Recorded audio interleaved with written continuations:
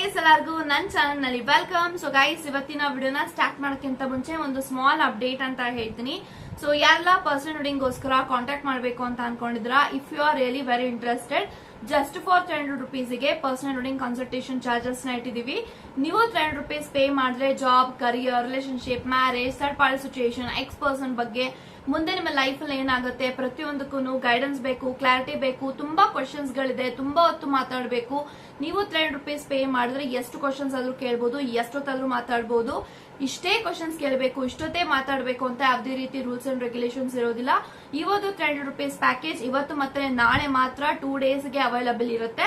So 300 rupees reading ನ ತಗೊಬೇಕು. ತುಂಬಾ ಜನಕ್ಕೆ ಡೌಟ್ಸ್ ಇರುತ್ತೆ. ಸೊ ಇದು ಥ್ರೂ ಫೋನ್ ಕಾಲ್ ರೀಡಿಂಗ್ ಇರುತ್ತೆ ಅಂತ. ಸೊ ಥ್ರೂ ಫೋನ್ ಕಾಲ್ ನಿಮ್ಗೆ ರೀಡಿಂಗ್ ಸಿಗುತ್ತೆ. ಇವತ್ತು ನೀವು 300 rupees ಪೇ ಮಾಡ್ರೆ ಇವತ್ತು ನಿಮ್ಗೆ ರೀಡಿಂಗ್ ಸಿಗುತ್ತೆ. ಈ ಒಂದು ಆಫರ್ ಜಸ್ಟ್ ಫಾರ್ 2 days ಇರುತ್ತೆ, ಇವತ್ತು ಮತ್ತೆ ನಾಳೆ. ಸೊ ತುಂಬಾ ದಿನಗಳಿಂದ ತುಂಬಾ ಜನ ಮಾತಾಡಬೇಕು, ತುಂಬಾ ಕ್ವಶನ್ಸ್ ಗಳಿದೆ ಅಂತ ಅಂದ್ರೆ ಈ ಒಂದು 2 days ಅಲ್ಲಿ ನಾನು ಅವೈಲಬಲ್ ಇರ್ತೀನಿ 300 rupees ರೀಡಿಂಗ್ ಗೆ. ಸೊ ಬುಕ್ ಮಾಡ್ಕೊಂಡು ನೀವು ಎಷ್ಟು ಕ್ವಶನ್ಸ್ ಆದ್ರೂ ಕೇಳ್ಬೋದು, ಎಷ್ಟೊತ್ತಾದ್ರೂ ಮಾತಾಡಬಹುದು, ಅಂಡ್ ಯಾವ್ದ್ರ ರಿಲೇಟೆಡ್ ಆದ್ರೂ ಕೇಳ್ಬೋದು ಅಂತ ಹೇಳ್ತಾ. ಸೊ ಎಸ್ ಗೈಸ್, ಈ ಒಂದು ವಿಡಿಯೋನ ಸ್ಟಾರ್ಟ್ ಮಾಡ್ತೀನಿ. ಸೊ ಅದಕ್ಕೂ ಮುಂಚೆ ಯಾರಿಗೆ ರೆಸೊನೇಟ್ ಆಗುತ್ತೆ ಅಂತ ಅಂದ್ರೆ ಒನ್ ಸೈಡ್ ಲವರ್ಸ್ಗೆ. ಸೊ ನಿಮಗೆ ಯಾರ ಮೇಲಾದ್ರೂ ಕ್ರಶ್ ಆಗಿದೆ, ಸೊ ನಿಮಗೆ ಆ ಒಂದು ವ್ಯಕ್ತಿ ಹತ್ರ ಇನ್ನೂ ನಿಮ್ಮ ಭಾವನೆಗಳು ಶೇರ್ ಮಾಡಿಲ್ಲ, ಸೊ ಆತರ ಒಂದು ಸಿಚುಯೇಷನ್ ಅಲ್ಲಿ ನೀವಿದ್ದೀರಾ ಅಂತ ಅಂದ್ರೆ ಈ ಒಂದು ವಿಡಿಯೋನ ನೀವು ನೋಡ್ಕೊಳ್ಳಿ. ಸೊ ಈ ಒಂದು ವಿಡಿಯೋ ಏನಪ್ಪಾ ಅಂತ ಅಂದ್ರೆ ನೀವು ಯಾರ ಬಗ್ಗೆ ಯೋಚನೆ ಮಾಡಿ ಈ ಒಂದು ವಿಡಿಯೋನ ನೋಡ್ತಾ ಇದ್ರೆ, ನಮ್ಮ ಕ್ರಶ್ ಆಗಿರ್ಬೋದು, ನಿಮಗೇನು ಅವ್ರ ಮೇಲೆ ಪ್ರೀತಿ ಇದೆ, ಆ ಒಂದು ವ್ಯಕ್ತಿ ನಿಮ್ಮ ಬಗ್ಗೆ ಏನ್ ಯೋಚನೆ ಮಾಡ್ತಾರೆ, ಏನ್ ಥಿಂಕ್ ಮಾಡ್ತಾರೆ, ಸೊ ಅವ್ರಿಗೆ ನಿಮ್ಮ ಮೇಲೆ ನಿಮ್ಮ ತರನೇ ಅವ್ರಿಗೆ ಭಾವನೆಗಳಿದಾವ, ಅವ್ರಿಗೂ ನಿಮ್ಮ ಮೇಲೆ ಕ್ರಶ್ ಆಗಿದ್ಯಾ, ಎಲ್ಲವೂ ಕೂಡ ಅಪ್ಡೇಟ್ಸ್ ತಿಳ್ಕೊಳ್ಳೋಣ. ಸೊ ಇವಾಗ ವಿಡಿಯೋನ ಸ್ಟಾರ್ಟ್ ಮಾಡೋಣ. ಓಕೆ ಗೈಸ್, ಇವಾಗ ನೋಡೋಣ ನಿಮ್ಮ ಕ್ರಶ್ಗೆ ನಿಮ್ಮ ತರನೇ ಫೀಲಿಂಗ್ಸ್ ಇದೆಯಾ, and in the same time ನಿಮ್ಮ ಕ್ರಶ್ ನಿಮ್ಮ ಬಗ್ಗೆ ಏನ್ ಯೋಚನೆ ಮಾಡ್ತಿದ್ದಾರೆ, ಏನ್ ಥಿಂಕ್ ಮಾಡ್ತಿದ್ದಾರೆ, ಅವ್ರಿಗೆ ನಿಮ್ಮ ತರನೇ ಭಾವನೆಗಳಿದ್ಯಾ, ಅವ್ರಿಗೂ ನಿಮ್ಮ ಮೇಲೆ ಕ್ರಶ್ ಆಗಿದ್ಯಾ, ಎಲ್ಲವೂ ಕೂಡ ಇವಾಗ ತಿಳ್ಕೊಳ್ಳೋಣ. Let's begin.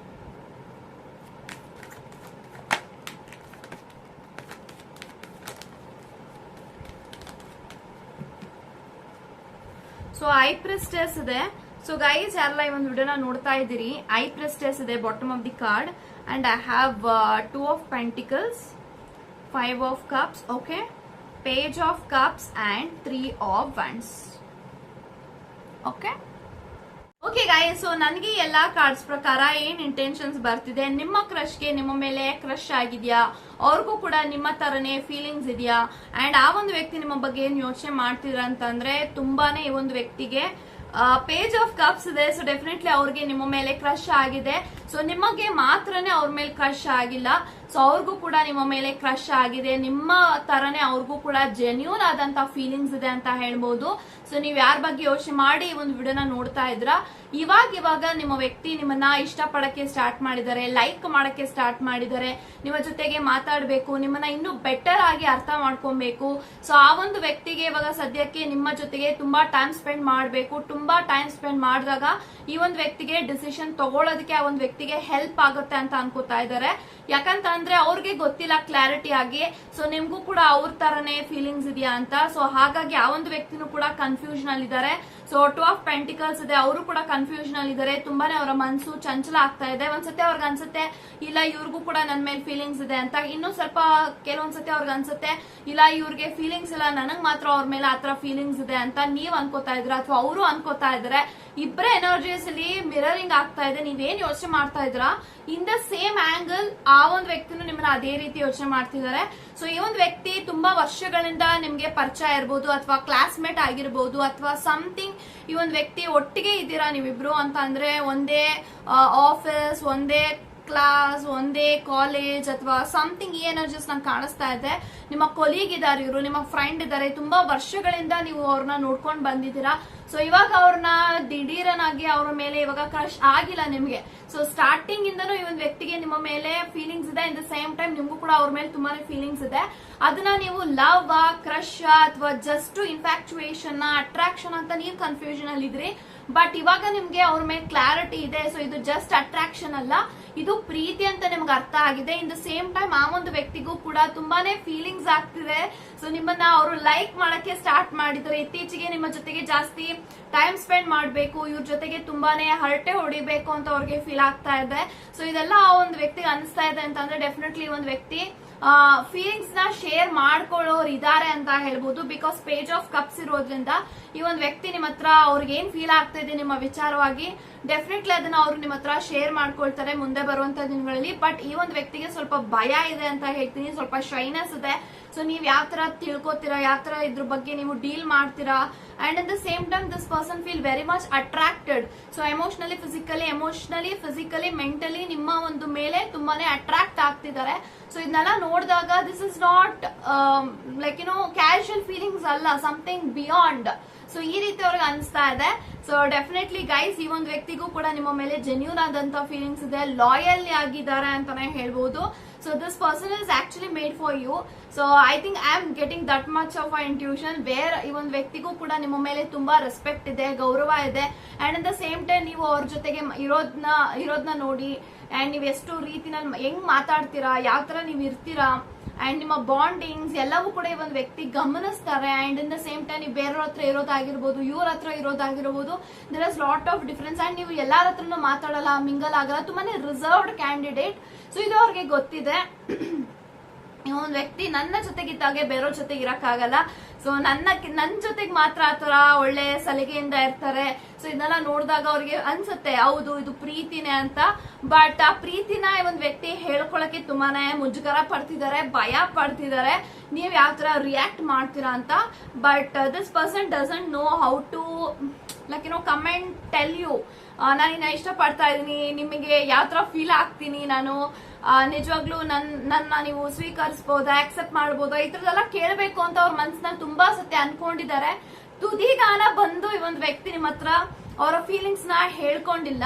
ಬಟ್ ಡೆಫಿನೆಟ್ಲಿ ಮುಂದೆ ಬರುವಂತ ದಿನಗಳಲ್ಲಿ ನೀವೇನಾದ್ರೂ ಪ್ಲಾನ್ ಮಾಡ್ತಾ ಇದ್ರೆ, ಇಲ್ಲ ಇವಾಗ ಈ ಒಂದು ವ್ಯಕ್ತಿ ಹತ್ರ ಹೇಳ್ಕೊಂಡ್ಬಿಡೋಣ ಫೀಲಿಂಗ್ಸ್ ಅಂತ ನೀವೇನಾದ್ರೂ ಪ್ಲಾನ್ ಮಾಡ್ತಾ ಇದ್ರೆ ಡೆಫಿನೆಟ್ಲಿ ನೀವು ಅವ್ರ ಹತ್ರ ಹೋಗಿ ಮಾತಾಡಬಹುದು, ಪ್ರಪೋಸಲ್ಸ್ ನ ಇಡಬಹುದು.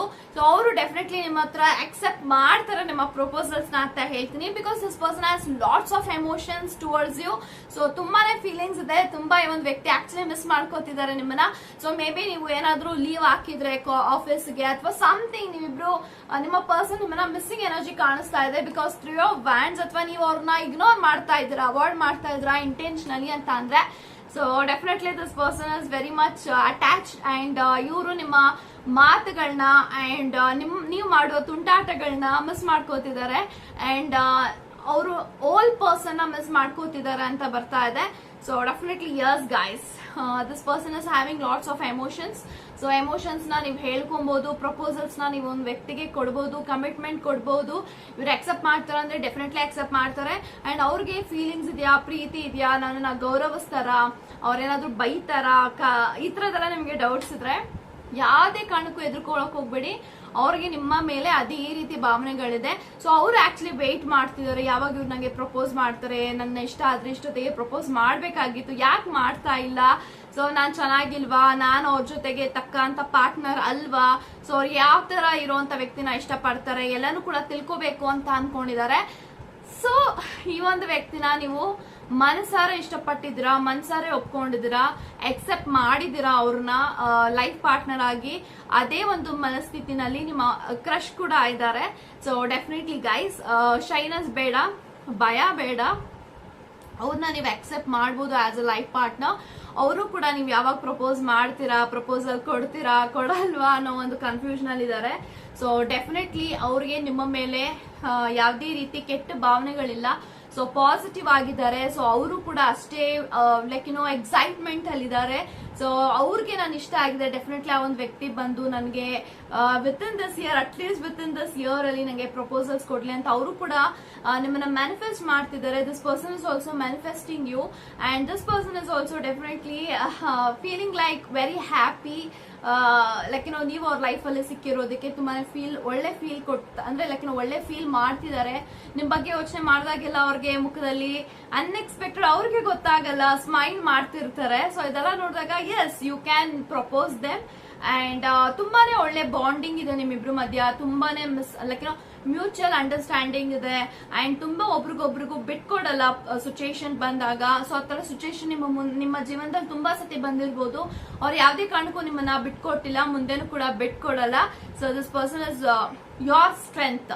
ಸೊ ದಿಸ್ ಪರ್ಸನ್ ಫೀಲ್ ನನ್ನ ವ್ಯಕ್ತಿನೇ ನನ್ನ ಸ್ಟ್ರೆಂತ್ ಅಂತ ಅವ್ರು ಯೋಚನೆ ಮಾಡ್ತಿದ್ದಾರೆ. So definitely guys, this person is actually serious about you. So ಗಂಭೀರವಾಗಿದ್ದಾರೆ ಒಂದು ವ್ಯಕ್ತಿ ನಿಮ್ಮ ಕನೆಕ್ಷನ್ ಅಲ್ಲಿ. ಸೊ ಯಾವ್ದೇ ರೀತಿ ಹಿಂಜರಿಕೆ ಬೇಡ. ಸೊ ಅವರು ಕೂಡ ನಿಮ್ಮಂತಾನೆ ಸೀರಿಯಸ್ ಆಗಿದ್ದಾರೆ, ಪ್ರೀತಿ ಮಾಡ್ತಿದ್ದಾರೆ, ಲವ್ ಇದೆ, ಜೆನ್ಯೂನ್ ಆದಂತ ಫೀಲಿಂಗ್ಸ್ ಇದೆ. ಇದು ಯಾವ್ದೇ ರೀತಿ ಅಟ್ರಾಕ್ಷನ್ಸ್ ಇಲ್ಲ ಅಥವಾ ಇನ್ಫ್ಯಾಕ್ಚುಯೇಷನ್ಸ್ ಇಲ್ಲ.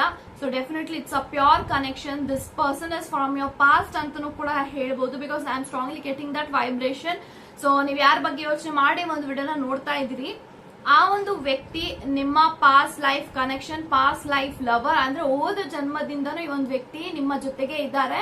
ಸೊ ಈ ಒಂದು ಲೈಫ್ ಅಲ್ಲಿ ನೀವು ಅವ್ರನ್ನ ಭೇಟಿ ಮಾಡಿದಿರಾ, ಮೀಟ್ ಮಾಡಿದಿರಾ, ಆಸ್ ಅ ಲೈಫ್ ಪಾರ್ಟ್ನರ್ ಆಗಿ ಅವರು ಮತ್ತೆ ನಿಮ್ಮ ಜೀವನದಲ್ಲಿ ಬರ್ತಾ ಇದ್ದಾರೆ. ಅಕ್ಸೆಪ್ಟ್ ಮಾಡಿ ಅಂತ ಹೇಳ್ತಾ, ನಥಿಂಗ್ ಟು ವರಿ ಗೈಸ್.